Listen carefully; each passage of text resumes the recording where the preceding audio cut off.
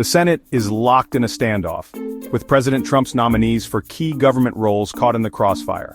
Dozens of positions remain unfilled as Senate Democrats use procedural tactics to block confirmations. Republicans argue the blockade isn't about qualifications, many nominees have bipartisan committee support, but about political leverage. The core issue: Democrats demand the release of documents related to Jeffrey Epstein before allowing votes to proceed. This has turned confirmations into a bargaining chip in a much larger fight over transparency.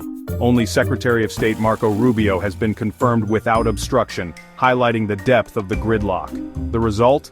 Government agencies are left leaderless, delaying decisions and undermining effectiveness. Democrats insist their stance is about accountability, not politics.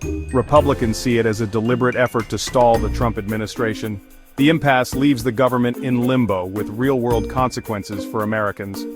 As the battle over nominees and the Epstein files drags on, Washington remains paralyzed. The stakes: transparency, power, and the ability to govern. Senate Republicans accuse Democrats of using the Epstein controversy as a political weapon. Senator Roger Marshall calls the focus on Epstein separated from reality, questioning the timing as Trump's nominees await confirmation. Republicans claim Democrats are dodging policy debates by fueling a public firestorm over the files. Attempts to bypass the blockade with recess appointments failed after House Speaker Mike Johnson sent the House home early, blocking the move. Republicans allege this was a calculated effort to prevent both votes on the files and Trump's appointments. President Trump labels the controversy a Democrat hoax, insisting he supports transparency but sees the demands as a smokescreen. Senate allies argue Democrats are not negotiating in good faith but simply seeking chaos. The GOP's message: this isn't about justice, it's about obstructing a Republican president. Democrats, meanwhile, maintain their focus on transparency, deepening the standoff. The result: a Senate deadlock, with both sides digging in. The public is left to wonder what's really at stake. Democrats frame their blockade as a fight for transparency, not politics. Senate Minority Leader Chuck Schumer insists the public deserves to know the full extent of Epstein's network. Democrats argue that withholding the files is a disservice to victims and the nation.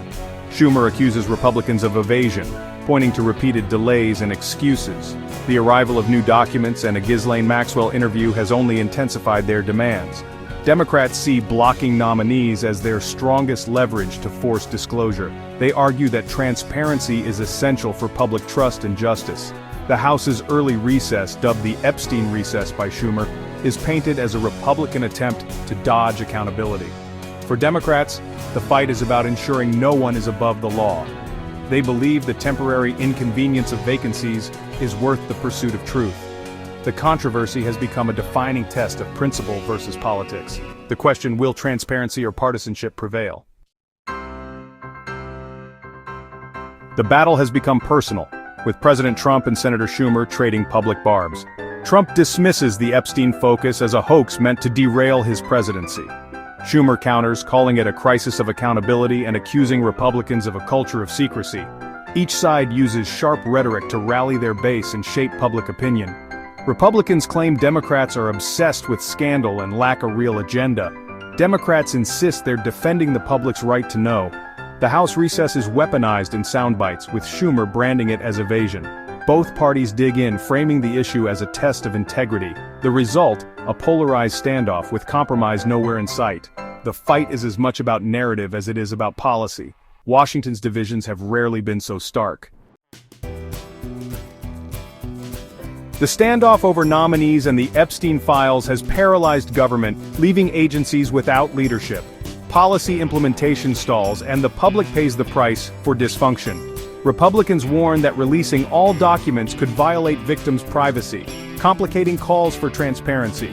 Democrats argue that justice demands disclosure, even if it means temporary vacancies. The only way forward may be compromise, a structured, redacted release of files in exchange for moving on nominees. Deep distrust makes such a deal elusive.